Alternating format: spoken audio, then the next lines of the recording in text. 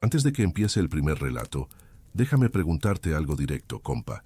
¿Alguna vez manejaste de noche y sentiste que alguien, o algo, venía contigo aunque el asiento estuviera vacío? Si tu respuesta es sí, quédate, porque hoy vas a escuchar historias que solo entienden quienes conocen la carretera mexicana cuando el reloj marca la madrugada. Y si es tu primera vez por aquí, hazme un favor de trailero a trailero, suscríbete al canal y activa la campanita. No es por compromiso, es porque nadie, absolutamente nadie, cuenta las historias reales de carretera como las que vas a escuchar hoy. Aquí no inventamos cuentos, aquí recopilamos lo que los choferes cuentan en voz baja en las paradas, lo que no se atreven a publicar en redes, lo que nunca aparece en las noticias. Hoy vas a conocer la sombra gigante que sigue a un trailero siempre en el mismo kilómetro, la caja misteriosa que nunca debió ser transportada, la voz de un chofer muerto que volvió a sonar en el CB, y un pueblo que solo existe a las 3:33 de la madrugada y que busca visitantes nuevos. Así que ponte cómodo, prende las luces del tablero y no pestañees mucho. Suscríbete ahora mismo si te gusta escuchar la verdad que se esconde detrás del volante, porque esta noche puede que tú también recuerdes algo que intentaste olvidar. Relato 1. Hay cosas en la carretera que no se cuentan en las paradas de descanso. Cosas que los traileros viejos como yo prefieren guardar para sí mismos, porque al decirlas en voz alta, les das más poder. Pero después de 32 años rodando por las carreteras del norte de México, creo que ya es hora de compartir lo que me persigue cada vez que cruzo la Sierra Madre Oriental de noche.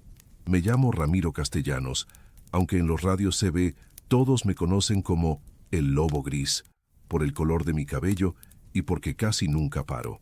Manejo un Kenworth T680 del 2015, rojo con franjas negras, y he recorrido cada maldito kilómetro desde Monterrey hasta Chihuahua más veces de las que puedo contar.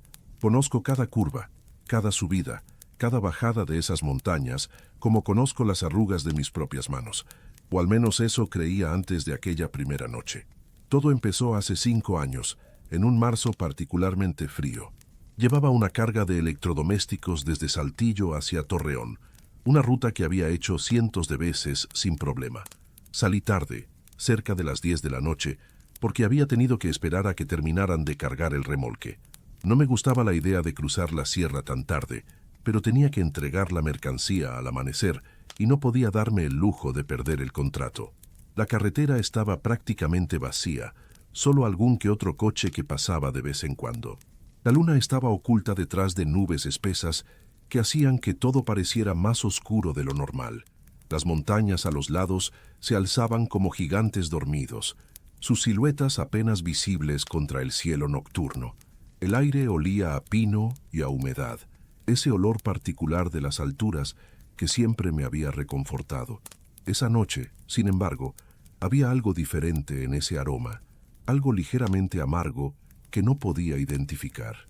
Subía por una de las pendientes más pronunciadas, con el motor rugiendo mientras cambiaba de velocidad, cuando vi algo extraño en el espejo retrovisor.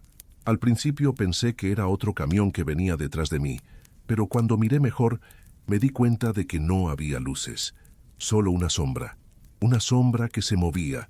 No era la sombra normal que proyectan las montañas o los árboles, esta era diferente. Parecía tener forma casi humana, pero estirada, alargada, como si alguien hubiera tomado la silueta de una persona y la hubiera deformado hasta hacerla medir unos 3 metros de altura. Se movía de forma fluida, deslizándose sobre el asfalto detrás de mi camión, manteniendo siempre la misma distancia. Parpadeé varias veces, pensando que era el cansancio jugándome una mala pasada. Llevaba despierto desde las 5 de la mañana, y tal vez mis ojos me estaban engañando. Pero cuando volví a mirar, la sombra seguía ahí. Se movía con un ritmo extraño, como si caminara pero sin tocar realmente el suelo. No proyectaba reflejo en las señales de tránsito que pasábamos, no se distorsionaba con las curvas de la carretera. Simplemente estaba ahí siguiéndome. El corazón empezó a latirme más rápido. Aceleré un poco, aunque la subida hacía que fuera difícil ganar velocidad. La sombra se mantuvo exactamente a la misma distancia. Frené ligeramente para ver qué pasaba. La sombra también redujo su velocidad, sincronizándose perfectamente con mi camión. Era como si estuviera atada a mi vehículo por un hilo invisible. Traté de encender las luces traseras de emergencia para ver si eso la afectaba de alguna manera. Nada. La sombra permaneció impasible siguiéndome con esa marcha antinatural que me estaba poniendo los nervios de punta. Tomé el radio CB, con las manos temblando ligeramente, y llamé a ver si había alguien cerca.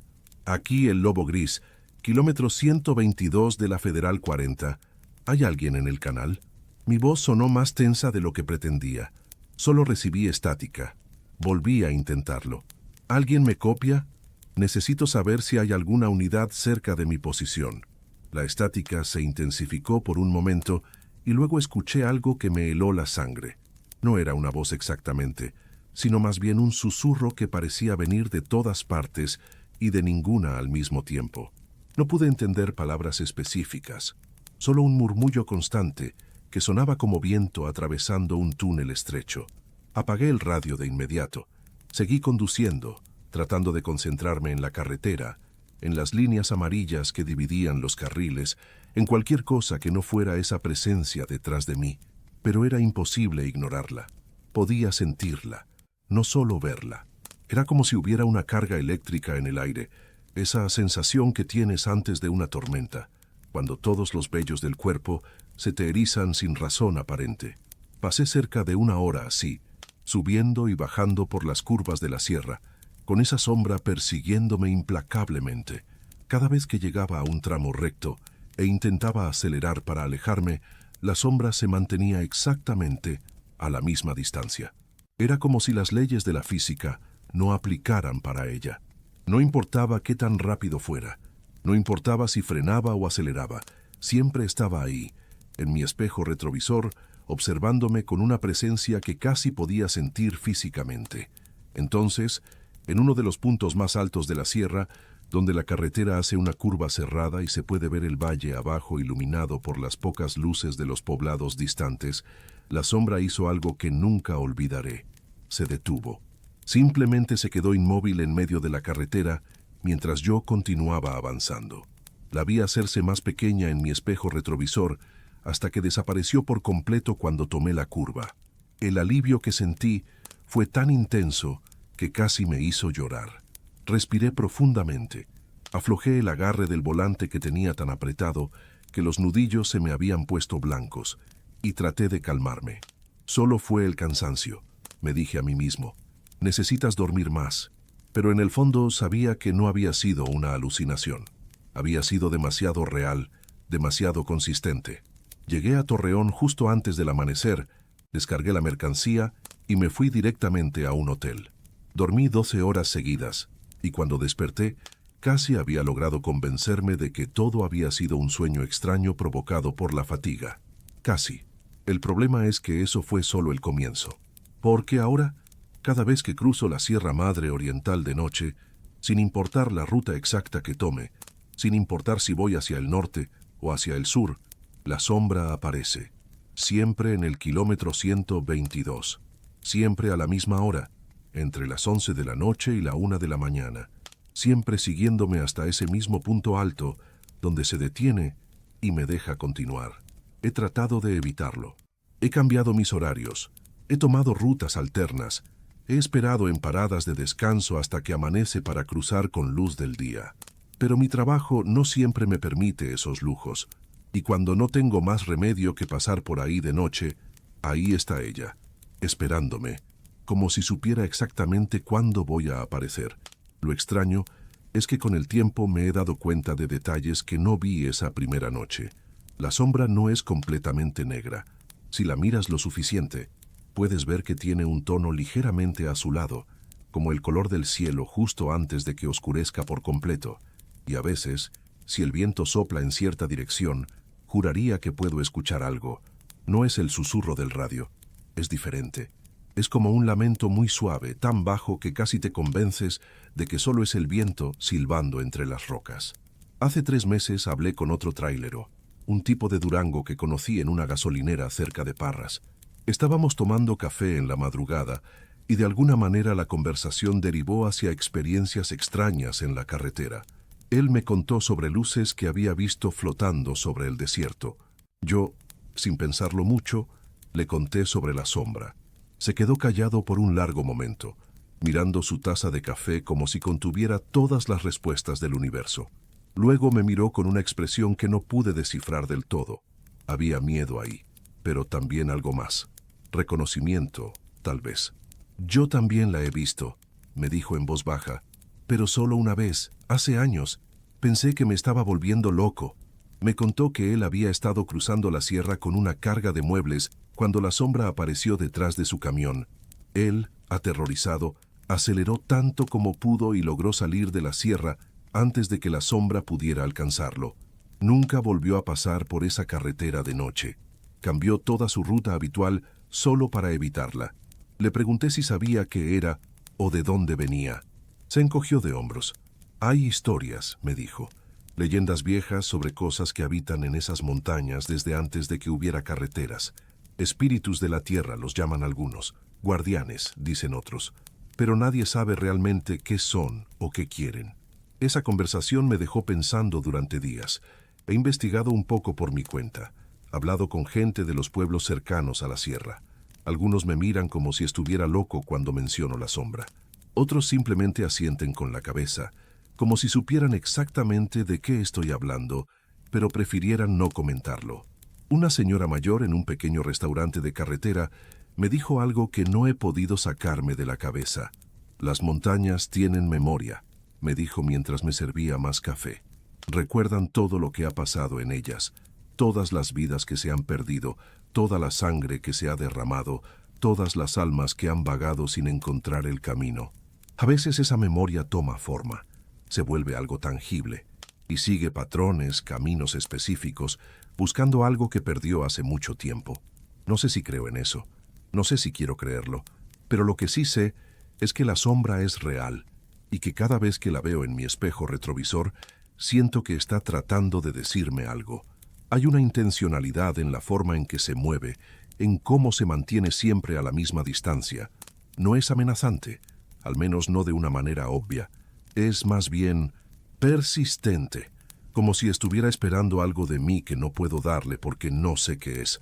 La última vez que la vi fue hace 3 noches. Iba hacia Monterrey con una carga de materiales de construcción. Eran las 11:30 de la noche cuando llegué al kilómetro 122. Ya sabía que iba a aparecer, así que esta vez decidí hacer algo diferente. En lugar de ignorarla o tratar de huir, detuve el camión en el arcén. El corazón me latía tan fuerte que podía escucharlo en mis oídos. Apagué el motor y bajé la ventanilla. El aire frío de la montaña entró en la cabina, trayendo consigo ese olor a pino y algo más, ese toque amargo que siempre acompaña a la presencia de la sombra. Me quedé ahí sentado, mirando por el espejo retrovisor, esperando. La sombra se detuvo a unos 20 metros detrás del camión. Por primera vez desde que empezó todo esto, pude observarla sin la distracción de tener que conducir. Era exactamente como la recordaba, alta, alargada, de un color azul oscuro casi negro, pero había algo más que no había notado antes. Parecía estar respirando, no de una manera física, sino más bien como si pulsara, expandiéndose y contrayéndose levemente, con un ritmo lento y constante. Nos quedamos así durante lo que me parecieron horas, pero probablemente fueron solo unos minutos. Yo observándola a ella observándome a mí. No sentí miedo en ese momento, lo cual fue extraño. Más bien sentí una especie de tristeza profunda, como si la sombra estuviera cargando con un peso inimaginable, y de alguna forma yo pudiera percibirlo. Entonces hice algo que nunca pensé que haría. Le hablé. «No sé qué quieres de mí», dije en voz alta, sintiéndome un poco ridículo, pero necesitando hacerlo de todas formas. «No sé qué eres o por qué me sigues, pero si hay algo que pueda hacer, si hay alguna forma de ayudarte, dímelo». La sombra no respondió, por supuesto, pero juraría que por un momento se hizo más intensa, más sólida, y luego lentamente comenzó a retroceder. No se dio la vuelta ni desapareció de repente. Simplemente se deslizó hacia atrás, alejándose de mi camión, hasta que se fundió con la oscuridad de las montañas y ya no pude verla más. Arranqué el motor con manos temblorosas y continué mi camino. Esta vez no apareció de nuevo, ni siquiera cuando llegué al punto alto donde normalmente se detenía. El resto del viaje fue tranquilo, normal, como cualquier otro viaje nocturno por la sierra. No sé qué significó ese encuentro. No sé si volverá a aparecer o si finalmente encontró lo que estaba buscando. Pero ahora, cuando cruzo la Sierra Madre de noche, no lo hago con miedo.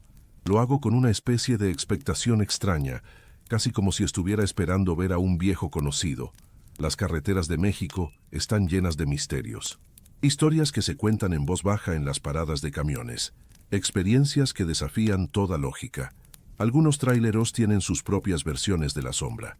Otros han visto cosas diferentes, igual de inexplicables. Todos seguimos rodando de todas formas, porque es lo que hacemos, es lo que somos. Pero te digo algo, compañero. Si alguna vez te encuentras cruzando la Sierra Madre Oriental de noche y ves algo extraño en tu espejo retrovisor, algo que no debería estar ahí, no entres en pánico. No trates de huir. Solo sigue manejando con cuidado. Respeta la carretera y respeta lo que habita en ella. Porque en estas montañas antiguas hay fuerzas que existían mucho antes de que nosotros llegáramos y seguirán existiendo mucho después de que nos hayamos ido. Y quién sabe, tal vez esa sombra que me persigue no sea una amenaza. Tal vez solo sea una compañía solitaria en estas noches largas, un recordatorio de que nunca estamos completamente solos en la carretera, aunque a veces lo parezca. Me llamo Ramiro Castellanos, tengo 32 años rodando por estas tierras, y esta es mi historia, la sombra de la Sierra Madre. Que cada quien saque sus propias conclusiones. Relato 2. Lo primero que aprendes como tráilero es que hay cargas que no haces preguntas. Llegas, cargas, firmas los papeles, entregas en el punto acordado y cobras. Punto. Mientras más rápido, mejor. Pero después de lo que me pasó hace 2 años en un almacén perdido cerca de Real de 14, he aprendido que a veces las preguntas son lo único que puede salvarte.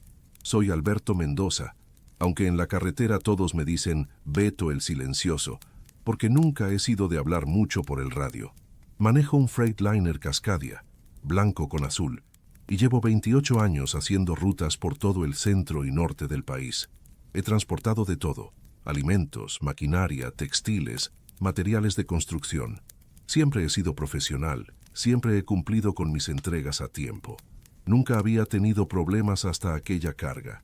El contacto llegó a través de un intermediario, un tipo que conocía vagamente de la central de camioneros en San Luis Potosí. Me ofreció el doble de mi tarifa normal para hacer una entrega especial, una sola caja grande, de aproximadamente 3 metros de largo por 2 de ancho y 2 de alto. Nada demasiado pesado, según me dijeron, unos 500 kilos. Tenía que recogerla en un almacén industrial en las afueras de Matehuala y llevarla a otro almacén cerca de Real de 14. Entrega nocturna, entre la 1 y las 3 de la madrugada. Esas eran las condiciones innegociables. Debí haber desconfiado desde el principio. El doble de la tarifa siempre significa que hay algo raro, pero llevaba 2 semanas sin trabajo decente y las cuentas no se pagan solas. Así que acepté sin hacer demasiadas preguntas, como buen profesional que se supone que soy. Llegué al almacén de Matehuala al atardecer. Era un edificio viejo de ladrillo, con ventanas tapiadas y un portón de metal oxidado que chirriaba al abrirse. Dentro había poca luz, solo unas lámparas industriales colgando del techo que parpadeaban cada tanto. 3 tipos me esperaban. No dijeron mucho, solo verificaron mi identificación y me llevaron hasta donde estaba la caja. La caja en sí era extraña. Estaba hecha de un metal que no pude identificar, con un acabado mate que parecía absorber la luz en lugar de reflejarla. No tenía etiquetas ni marcas de ningún tipo. Solo había unos símbolos grabados en uno de los lados que parecían geométricos, pero que no seguían ningún patrón que pudiera reconocer. Cuando pregunté qué contenía, el tipo que parecía estar a cargo simplemente me miró y dijo: «Equipo científico, frágil. No la abras bajo ninguna circunstancia». Me hicieron firmar un documento que básicamente decía que me comprometía a no abrir la caja y que cualquier daño sería mi responsabilidad. Cargaron la caja en mi remolque con un montacargas, la aseguraron con correas industriales y me dieron las coordenadas exactas de la ubicación de entrega. Nada de direcciones normales, solo coordenadas GPS que apuntaban a un lugar en medio del desierto, cerca de Real de 14. Salí de Matehuala cerca de las 8 de la noche. La ruta hacia Real de 14 es desolada, especialmente una vez que dejas la carretera principal. Son kilómetros y kilómetros de desierto rocoso con pequeñas elevaciones y matorrales dispersos. La luna estaba casi llena esa noche, iluminando el paisaje con una luz plateada que le daba a todo un aspecto fantasmal. Durante las primeras 2 horas todo fue normal. Conduje en silencio, escuchando apenas la radio local que tocaba música norteña. El aire era seco y frío, típico del desierto en invierno. Pasaron algunos autos en dirección contraria, pero en general la carretera estaba vacía. Era el tipo de viaje rutinario que había hecho cientos de veces, pero entonces, cerca de las 10:30 de la noche, empecé a notar algo extraño.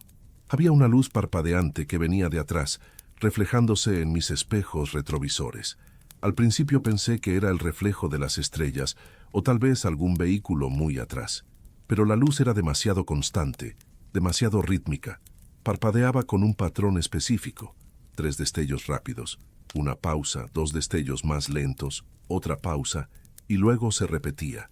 Miré por el espejo del lado del conductor, tratando de ver qué estaba causando esa luz. No había nada en la carretera detrás de mí. La luz venía de mi propio remolque, de la caja. El estómago se me encogió. Frené gradualmente y me detuve en el arcén. Apagué el motor y salí de la cabina con una linterna. El desierto nocturno era silencioso de una manera que resulta casi opresiva. No había viento, no había insectos, nada. Solo ese silencio denso que te hace consciente de cada pequeño sonido que haces. Caminé hacia la parte trasera del remolque. La caja seguía perfectamente asegurada.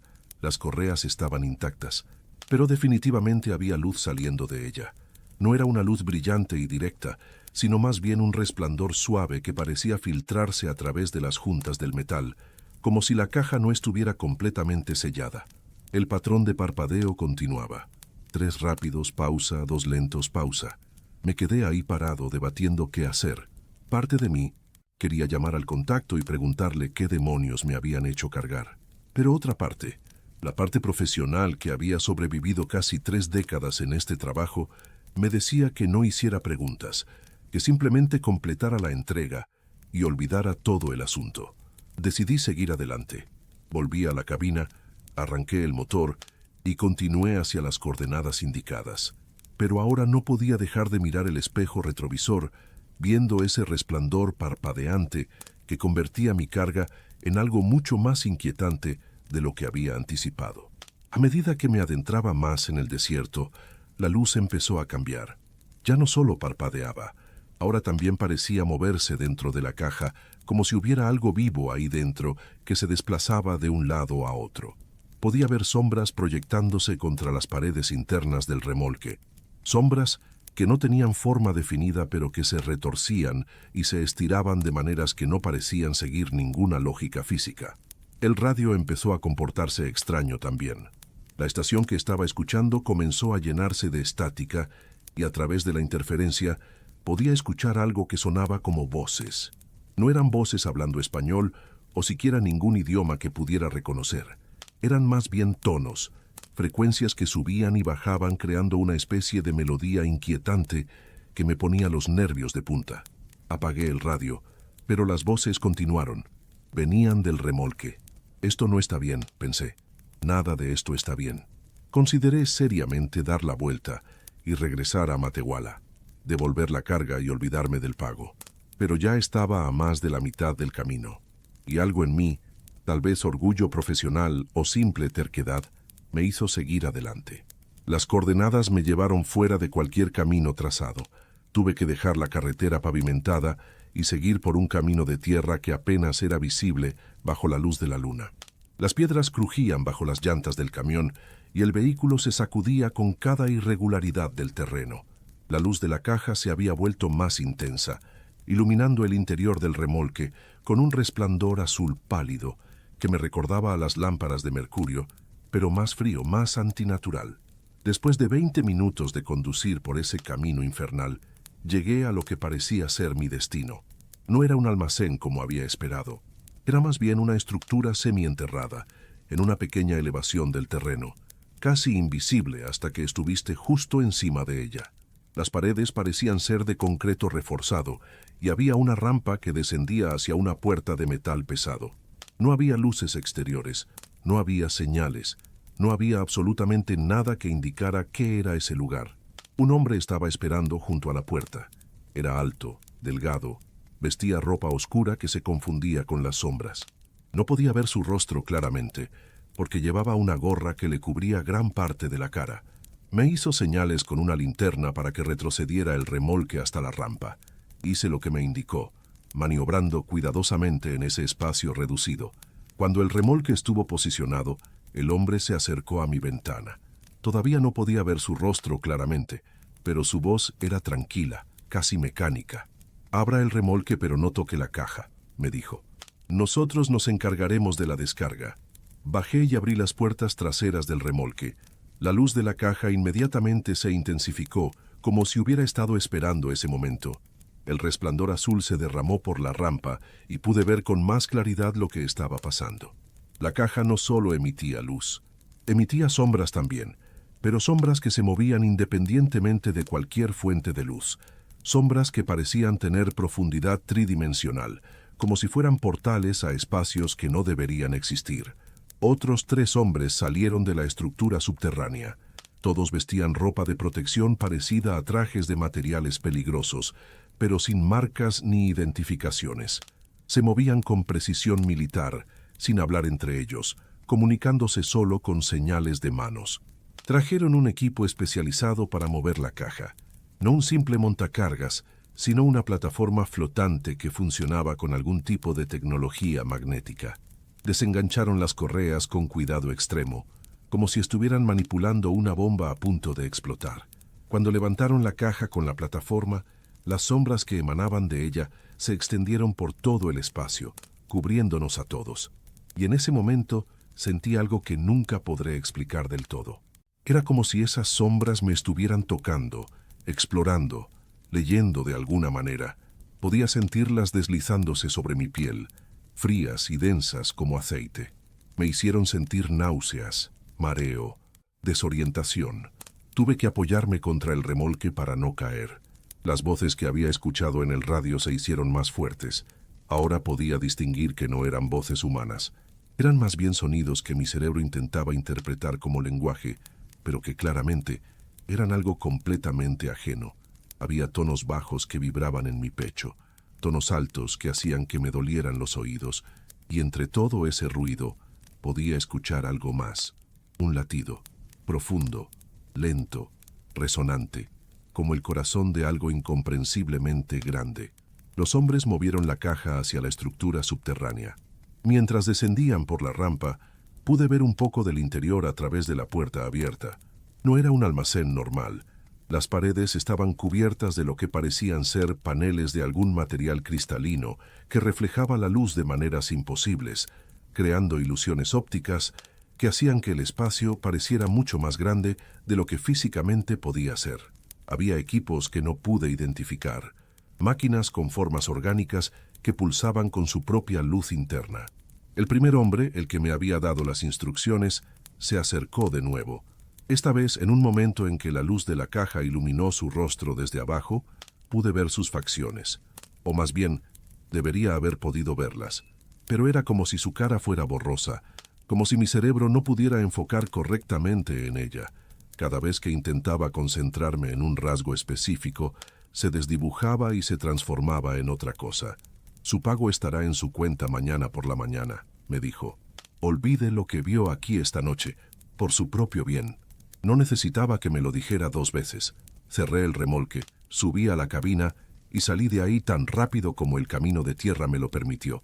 Mis manos temblaban mientras conducía y podía sentir un dolor de cabeza formándose detrás de mis ojos, un dolor agudo y punzante que me hacía ver manchas de color flotando en mi visión periférica.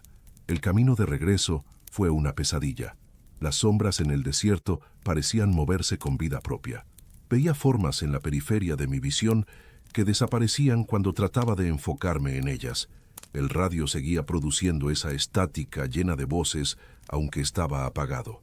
Tuve que conducir en completo silencio, tratando de mantener la concentración en la carretera, mientras todo mi instinto me gritaba que huyera lo más rápido posible. No fue hasta que llegué de vuelta a la carretera pavimentada, casi 2 horas después, que finalmente empecé a sentirme algo normal. El dolor de cabeza disminuyó gradualmente. Las voces en el radio se silenciaron. Las sombras volvieron a comportarse como deberían. Pero había algo diferente en mí.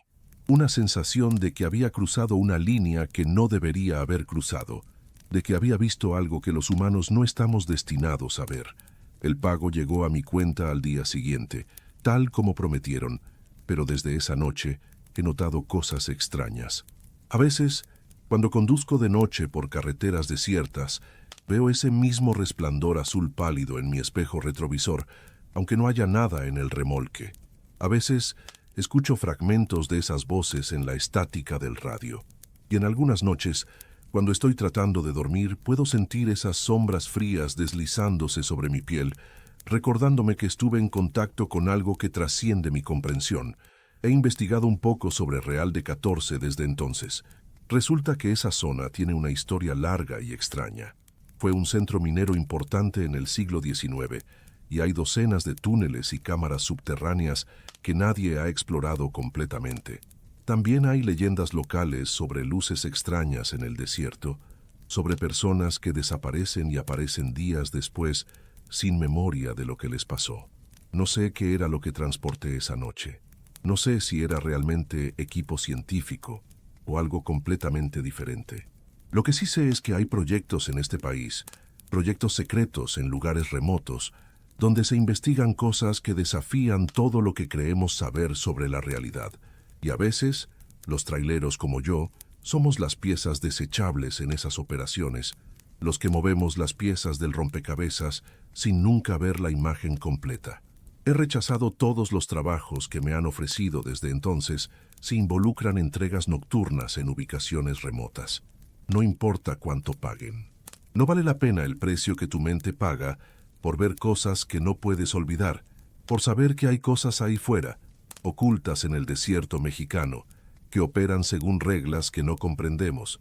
Si alguna vez te ofrecen el doble de tu tarifa normal para transportar una sola caja a un lugar remoto, con entrega nocturna y estrictas instrucciones de no abrirla, mi consejo es simple: rechaza el trabajo.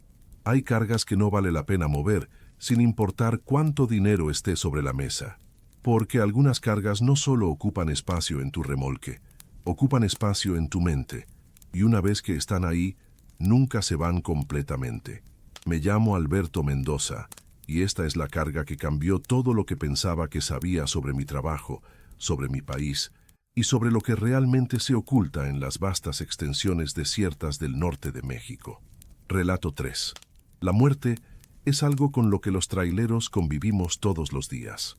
Está en cada curva mal tomada, en cada conductor distraído que se cruza en tu carril, en cada segundo de cansancio que te hace cerrar los ojos un instante de más. Pero hay algo mucho peor que la muerte misma. Es escuchar la voz de alguien que sabes con certeza absoluta que ya no puede hablar.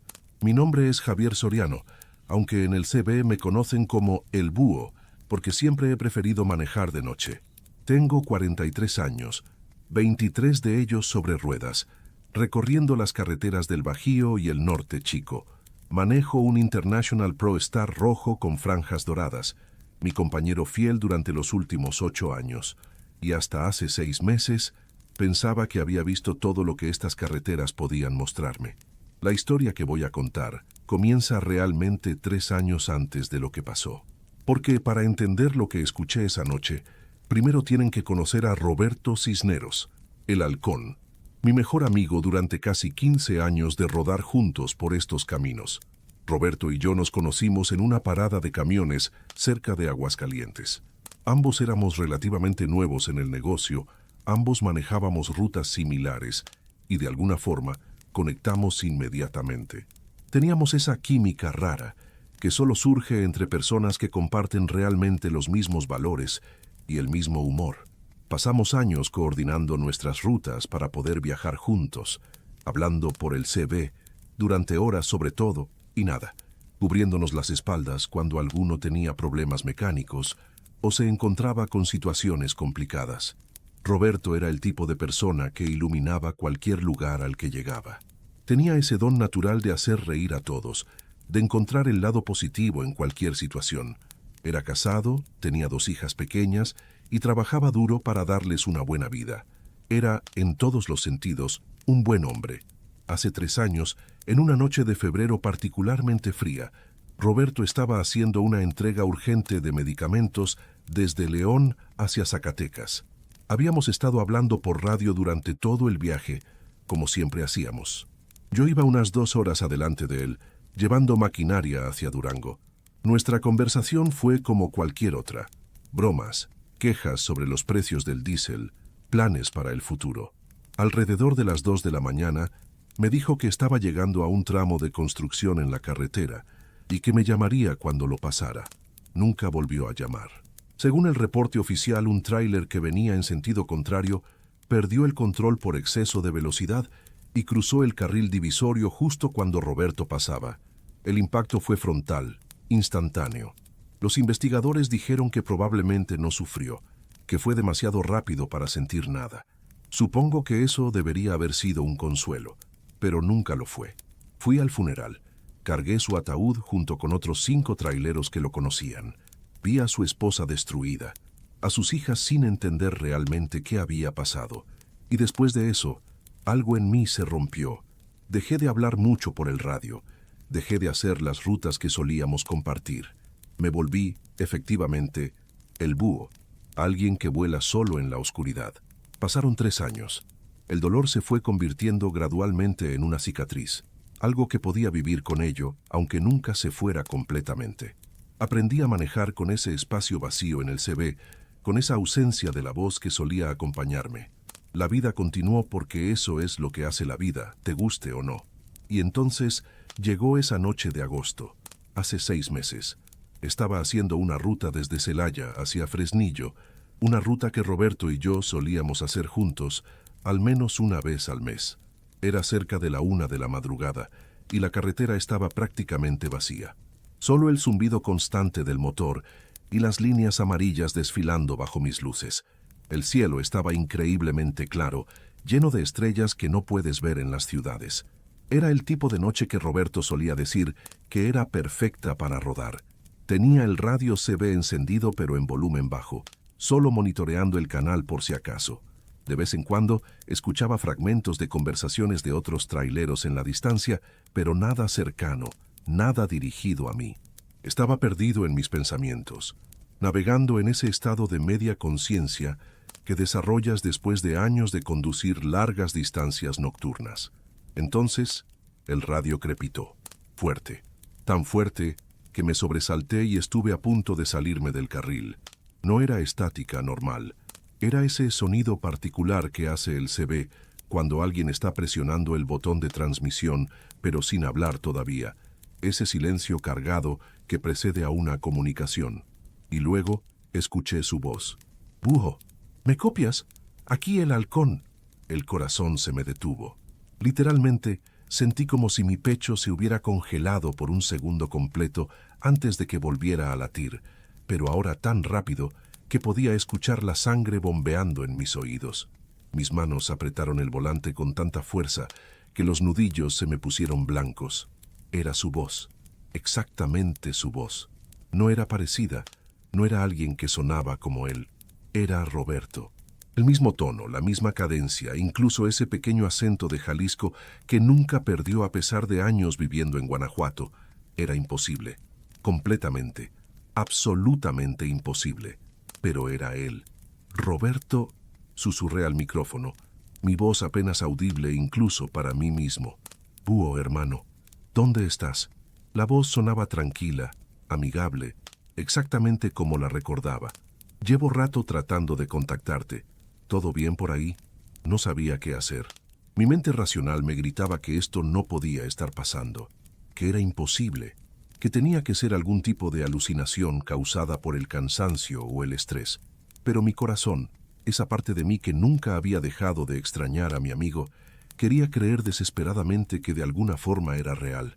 Roberto, tú estás... No pude terminar la frase. Las palabras se me atascaron en la garganta. ¿Yo estoy qué?, preguntó su voz. Había algo extraño ahora en el tono, algo que no podía identificar del todo. No era amenazante, pero tampoco era del todo correcto. Era como si estuviera ligeramente desincronizado, como cuando ves una película donde el audio y el video no coinciden perfectamente. Detuve el camión en el arcén. No podía seguir conduciendo en ese estado. Mis manos temblaban, mi respiración era irregular. Miré el radio como si pudiera ver a través de él, como si pudiera confirmar de alguna manera que esto realmente estaba sucediendo.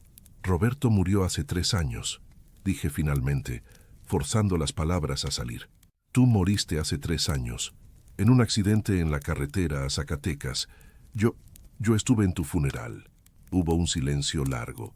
Podía escuchar estática de fondo, pero no era estática normal.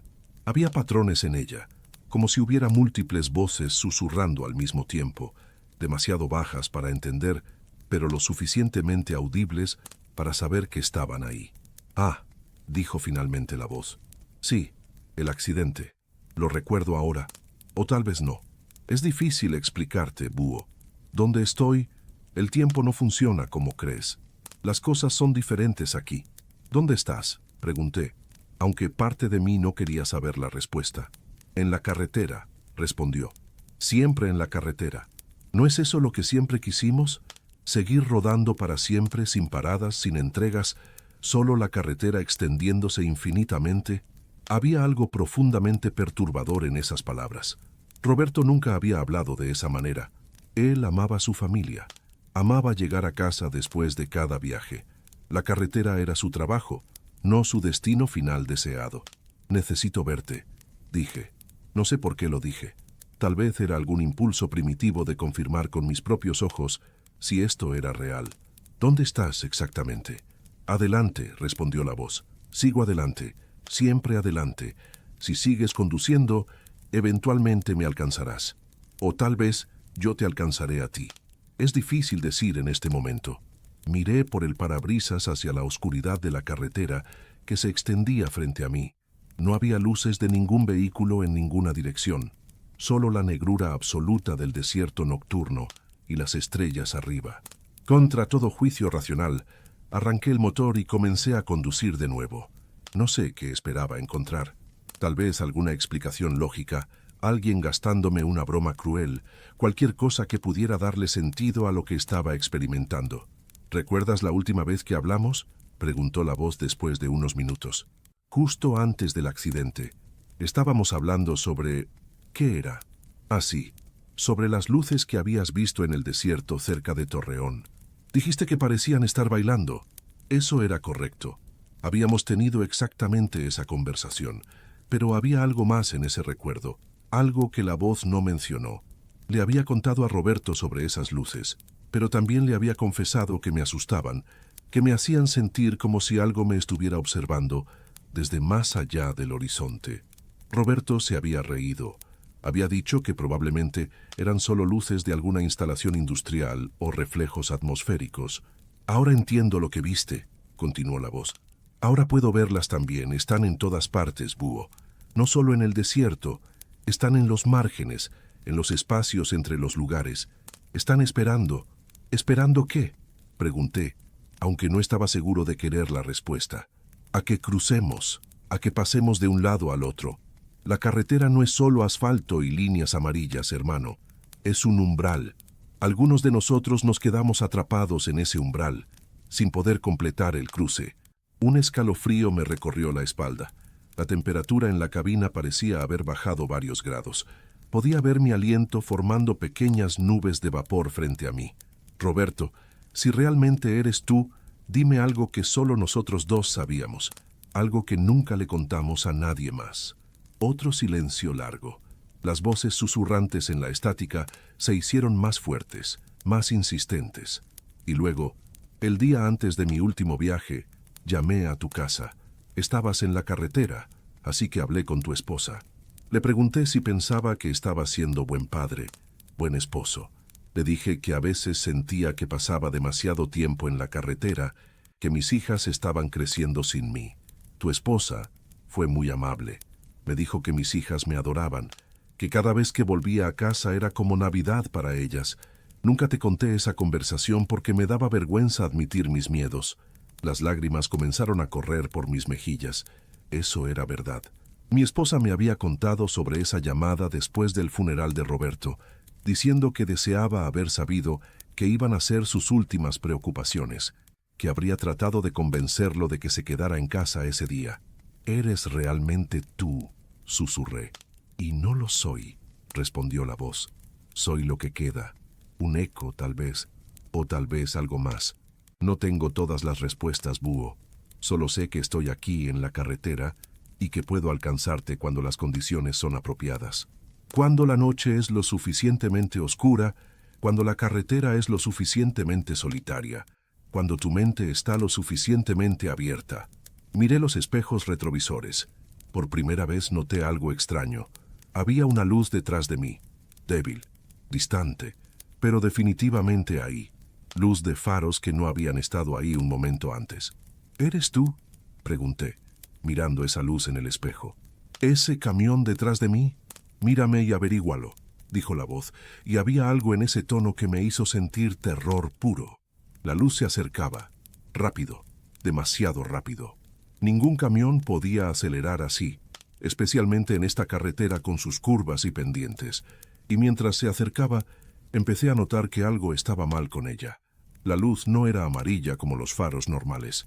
Era de un azul pálido, casi blanco, como la luz de las estrellas concentrada en dos puntos brillantes. «No mires atrás», dijo la voz, y ahora el tono era diferente, urgente. «Búho, hermano, si me aprecias, aunque sea un poco, no mires atrás». Pero no pude evitarlo. Mi mano fue al espejo retrovisor, ajustándolo para ver mejor qué venía detrás de mí, y cuando finalmente pude ver claramente, deseé con toda mi alma no haberlo hecho. No era un camión, o al menos, no era completamente un camión. Tenía la forma básica de un tráiler, sí, pero era como si hubiera sido dibujado por alguien que solo había visto camiones desde lejos y no entendía realmente cómo funcionaban. Las proporciones estaban mal. Algunas partes eran demasiado largas, otras demasiado cortas. Y brillaba. Todo el vehículo brillaba con esa luz azul pálida, como si estuviera hecho de luz sólida en lugar de metal. «Lo siento», dijo la voz de Roberto, y ahora sonaba triste, infinitamente triste. «No quería que vieras esto. No quería que supieras. Pero viniste a buscarme y cuando buscas a los muertos, a veces te encuentran». El camión, que no era un camión, se acercó hasta estar a solo unos metros detrás de mí. A esa distancia, pude ver que había una figura en la cabina, una silueta que podría haber sido humana vista desde lejos, pero que claramente no lo era cuando prestabas atención. Era demasiado alta, demasiado delgada, y se movía de maneras que ninguna persona debería poder moverse. «¿Qué eres?», susurré. «Soy tu amigo, soy Roberto. Pero también soy lo que Roberto se convirtió cuando cruzó el umbral. Soy ambas cosas y ninguna al mismo tiempo. Es complicado, hermano. Más complicado de lo que puedo explicar con palabras. ¿Qué quieres de mí? Nada. Todo. Quiero que sepas que no estoy sufriendo. Quiero que les digas a mis hijas que su papá las ama, donde sea que esté. Quiero que sepas que la carretera nunca termina realmente para nosotros. Los traileros, cuando morimos, no vamos a ningún cielo convencional. Nos quedamos aquí, rodando eternamente, porque esto es lo que conocemos, esto es lo que amamos». El camión fantasmal empezó a retroceder, alejándose lentamente. La voz continuó. «No me busques de nuevo, búho. No trates de contactarme. Deja que el pasado permanezca donde debe estar. Sigue viviendo tu vida. Conduce tus rutas. Vuelve a casa con tu familia.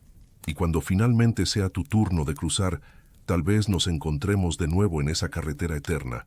Pero hasta entonces vive. Por favor, vive». «Espera», grité al radio. «No te vayas todavía. Tengo tantas preguntas, tantas cosas que necesito saber». Pero la única respuesta fue estática. El camión fantasmal se había desvanecido completamente, como si nunca hubiera estado ahí. La carretera detrás de mí estaba vacía otra vez, solo oscuridad y asfalto.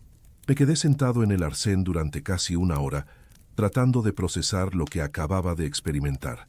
Parte de mí quería creer que había sido una alucinación, un episodio causado por el cansancio y el dolor no resuelto. Pero sabía en lo profundo de mi ser que había sido real, tan real como cualquier otra cosa que haya experimentado. Finalmente continué mi viaje hacia Fresnillo. Completé la entrega, dormí en un hotel y regresé a casa al día siguiente. No le conté a nadie sobre lo que había pasado. ¿Cómo podría? ¿Quién me creería? Pero sí hice algo. Fui a visitar a la viuda de Roberto y a sus hijas. Les llevé flores y pasé la tarde con ellas. Y cuando la hija mayor, que ahora tiene 14 años, me preguntó si su padre había sufrido, pude mirarla a los ojos y decirle con absoluta certeza que no, que él estaba bien, que donde sea que estuviera ahora, seguía cuidando de ellas. Desde esa noche, nunca he vuelto a escuchar la voz de Roberto en el radio. Pero a veces, cuando conduzco por carreteras solitarias en la madrugada, siento su presencia. No de una manera escalofriante o aterradora, sino reconfortante. Como si estuviera ahí, rodando a mi lado en algún plano paralelo de existencia, cuidándome como siempre lo hizo. Las carreteras de México están llenas de historias. Historias de vivos y muertos, de lo que cruza entre ambos mundos. Como tráileros, pasamos tanto tiempo en esas carreteras que a veces nos convertimos en parte de ellas, y cuando finalmente dejamos este mundo, tal vez algo de nosotros permanece, atado al asfalto y a las líneas amarillas, rodando eternamente bajo las estrellas. Me llamo Javier Soriano, y esta es la historia de la noche en que mi mejor amigo me llamó desde el otro lado de la muerte para decirme adiós una última vez. Relato 4. Hay lugares en México que no aparecen en ningún mapa. Pueblos pequeños que han sido olvidados por el progreso, tan remotos que ni siquiera Google Maps los reconoce. Pero hay algo peor que un pueblo olvidado, un pueblo que no debería existir en absoluto. Soy Ernesto Maldonado, conocido en las frecuencias CB como El Errante, porque nunca digo que no a una ruta, sin importar qué tan extraña o difícil sea. Llevo 35 años transportando de todo por todo el país, desde Tijuana hasta Cancún, desde Matamoros hasta Tapachula. Tengo 62 años y pensaba que ya había visto todo lo que México tenía para mostrar. Estaba equivocado. Lo que voy a contar sucedió hace solo 2 meses, pero se siente como si hubiera pasado hace una eternidad y al mismo tiempo como si acabara de ocurrir ayer. Algunos eventos son así. Se quedan suspendidos en tu memoria, fuera del flujo normal del tiempo, perturbándote cada vez que los recuerdas. Estaba haciendo una ruta desde Torreón hacia Durango, una entrega de autopartes que tenía que llegar antes del mediodía del día siguiente. Había salido tarde, cerca de las 10 de la noche, después de resolver algunos problemas con el papeleo. Mi plan era conducir toda la noche, tal vez hacer una parada breve para repostar combustible y estirar las piernas, y llegar a Durango justo a tiempo para descargar. La carretera estaba en buen estado.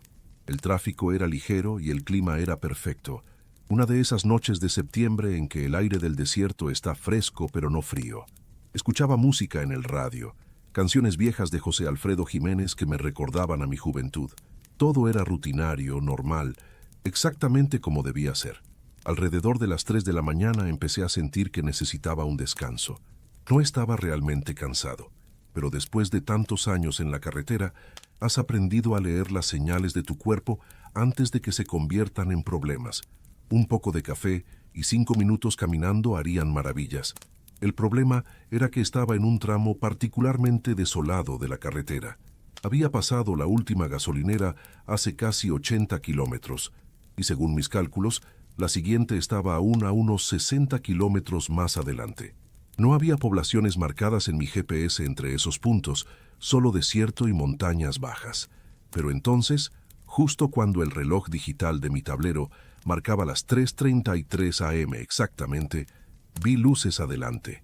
No las luces brillantes de una gasolinera o una estación de servicio, sino luces más tenues, amarillentas, como las de faroles antiguos, y donde había luces, debía haber algún tipo de población.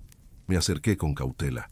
A medida que las luces se hacían más claras, pude distinguir lo que parecía ser un pueblo pequeño, justo al lado de la carretera. Había edificios bajos, la mayoría de una o dos plantas, con arquitectura que parecía ser de principios del siglo XX. Las calles estaban empedradas, y los faroles que vi resultaron ser realmente antiguos, de gas o aceite, no eléctricos. Lo extraño era que no había ningún letrero indicando el nombre del pueblo. Normalmente, incluso los poblados más pequeños tienen al menos un cartel desgastado en la entrada. Este lugar no tenía nada, solo un camino de tierra que se desviaba de la carretera principal y conducía hacia el centro del pueblo. Decidí tomar ese desvío. Necesitaba ese descanso y tal vez había alguna tienda abierta donde pudiera comprar café. Los pueblos pequeños en México a veces tienen horarios extraños, especialmente si están en rutas de camiones. No sería la primera vez que encontraba una tienda de abarrotes abierta a las 3 de la mañana. El camino de tierra era irregular, lleno de baches que hacían que mi camión se sacudiera con cada irregularidad. Tuve que conducir muy despacio, atento a no dañar las llantas o la suspensión. A ambos lados había casas con ventanas iluminadas y podía ver sombras moviéndose detrás de las cortinas. Había gente despierta, lo cual era tranquilizador de alguna manera. Llegué a lo que parecía ser la plaza principal del pueblo. Era un espacio cuadrado con un kiosco en el centro y bancas de piedra alrededor. Los árboles que rodeaban la plaza eran viejos, con troncos gruesos y ramas que formaban un dosel sobre gran parte del espacio. Todo estaba iluminado por esos faroles antiguos que proyectaban sombras danzantes sobre el empedrado.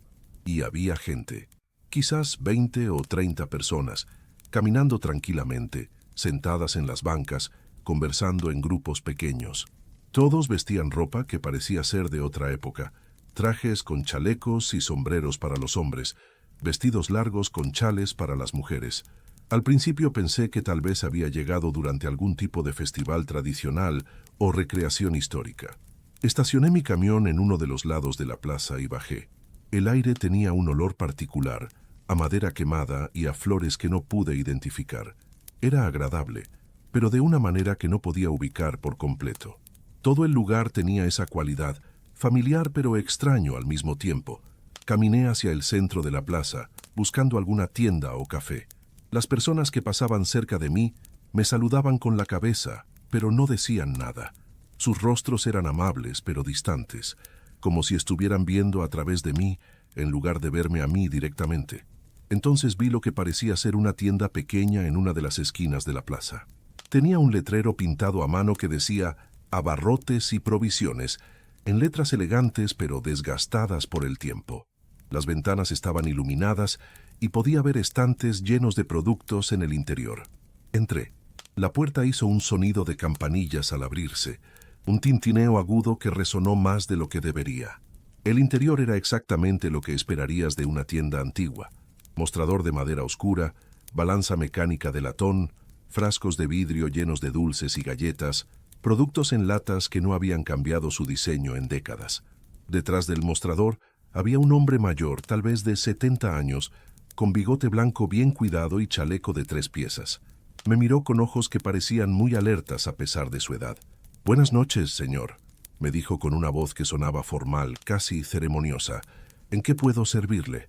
«Buenas noches», respondí. «¿Tiene café? Y tal vez algo de comer, si es posible». El hombre asintió lentamente. «Por supuesto. Tenemos café recién hecho. Y la señora Rodríguez acaba de traer pan dulce fresco. ¿Le parece bien?» «Perfecto», dije. Había algo en la forma en que hablaba que me pareció extraño, pero no podía identificar exactamente qué era. Era demasiado formal, tal vez, o demasiado preciso en su manera de pronunciar cada palabra. Mientras preparaba el café, decidí hacer conversación. «Discúlpeme, pero no vi el nombre de este pueblo cuando entré. ¿Cómo se llama este lugar?» El hombre se detuvo por un momento, con la jarra de café suspendida en el aire. Luego continuó sirviendo, pero no respondió inmediatamente. Cuando finalmente habló, su voz tenía un tono diferente, más suave, casi melancólico. «San Miguel de los Olvidados», dijo. «Así nos llamaban antes, aunque hace mucho tiempo que nadie nos recuerda». «¿Los Olvidados?», pregunté. «¿Por qué ese nombre?» El hombre me entregó una taza humeante de café y un plato con 3 piezas de pan dulce que se veían deliciosas. «Porque eso es lo que somos, señor. los que fueron olvidados por el tiempo, los que se quedaron atrás cuando el mundo siguió adelante. No estaba seguro de cómo interpretar eso. ¿Era algún tipo de metáfora poética sobre pueblos rurales abandonados por el progreso? No sería la primera vez que escuchaba a alguien quejarse de cómo las ciudades crecían mientras los pueblos pequeños se marchitaban. «El café es excelente», dije después de tomar un sorbo. Y era cierto, tenía un sabor rico y complejo que no encontrabas en cafés comerciales. «¿De dónde lo traen?»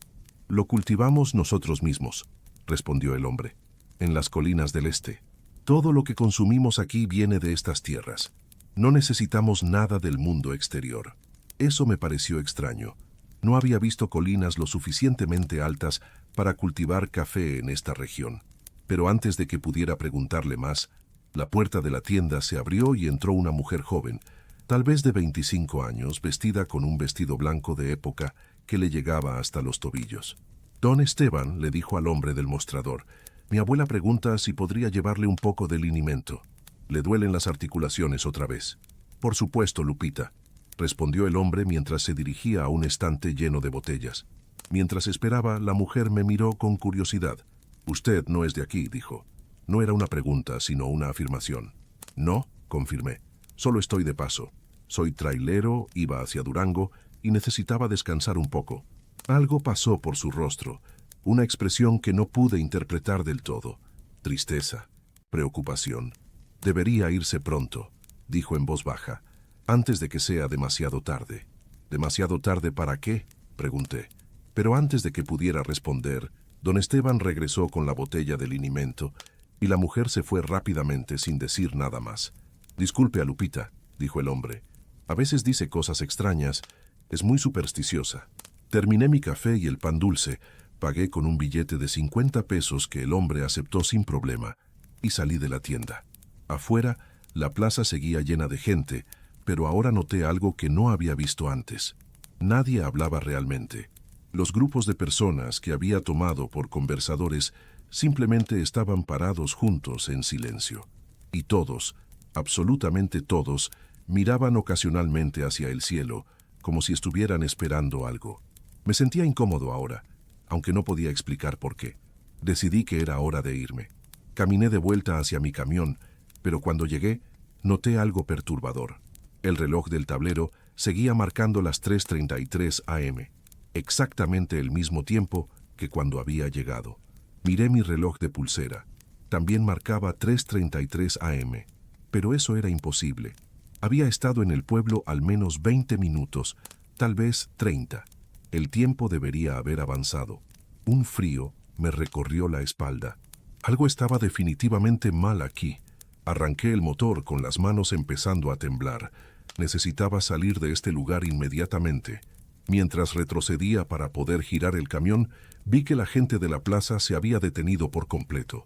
Todos estaban mirando hacia mí ahora, no de manera amenazante, sino con esa misma expresión distante que había visto antes.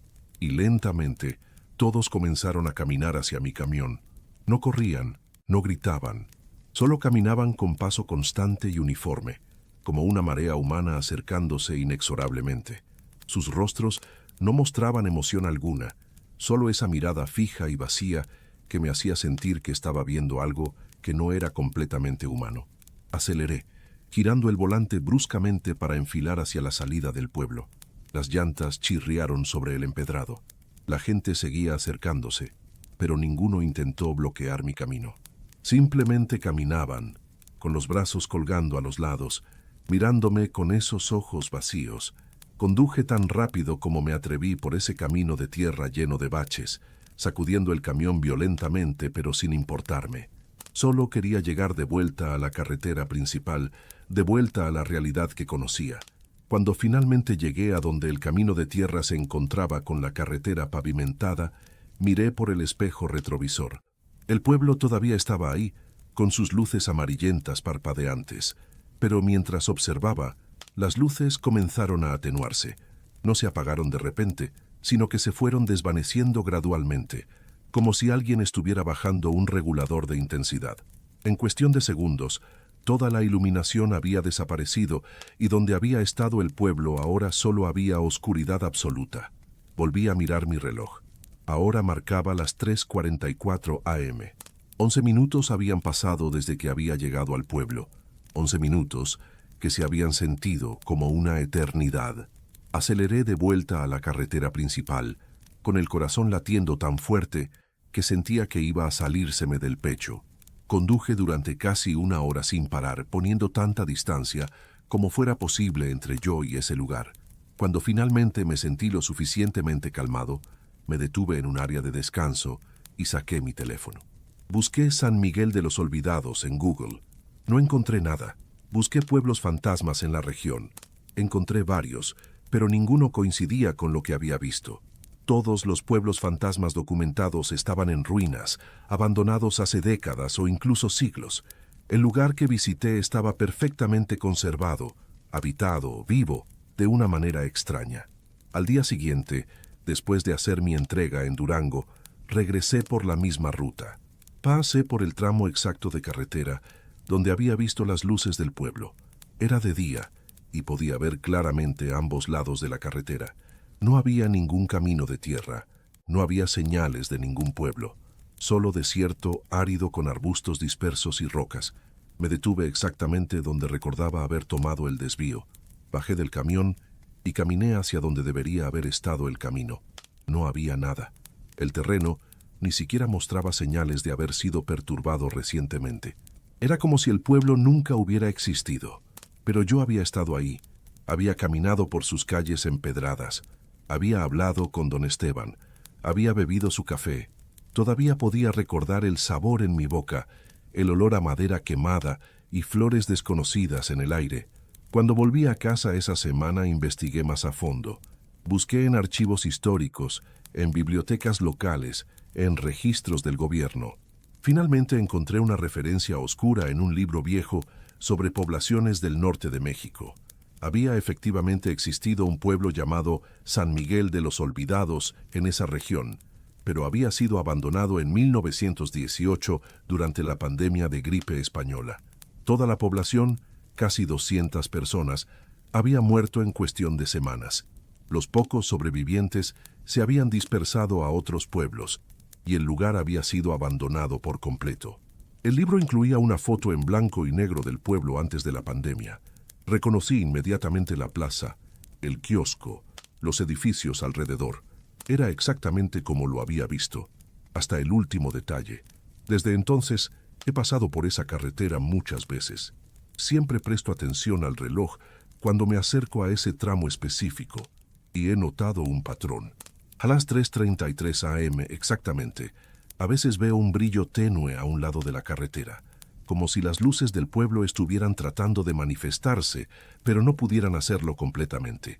Nunca he vuelto a detenerme, nunca he vuelto a tomar ese desvío, pero sé que está ahí, existiendo en algún pliegue del tiempo.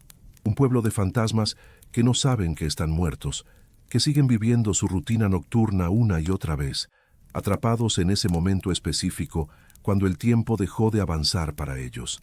3:33 de la madrugada, la hora de los olvidados. He hablado con otros traileros que recorren esa ruta regularmente. La mayoría nunca han visto nada, pero algunos, muy pocos, admiten haber visto luces extrañas en ese tramo de carretera.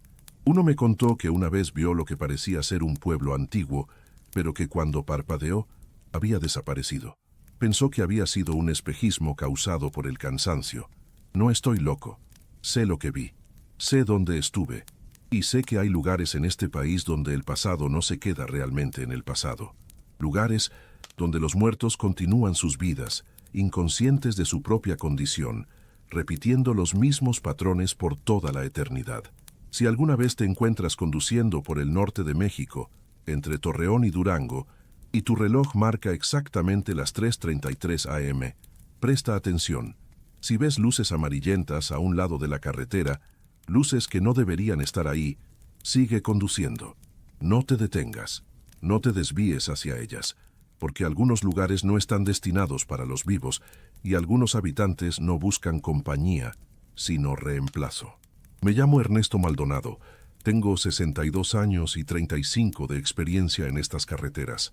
Y esta es la historia del pueblo que solo existe a las 3:33 am. el pueblo de los olvidados que nunca supieron que fueron olvidados.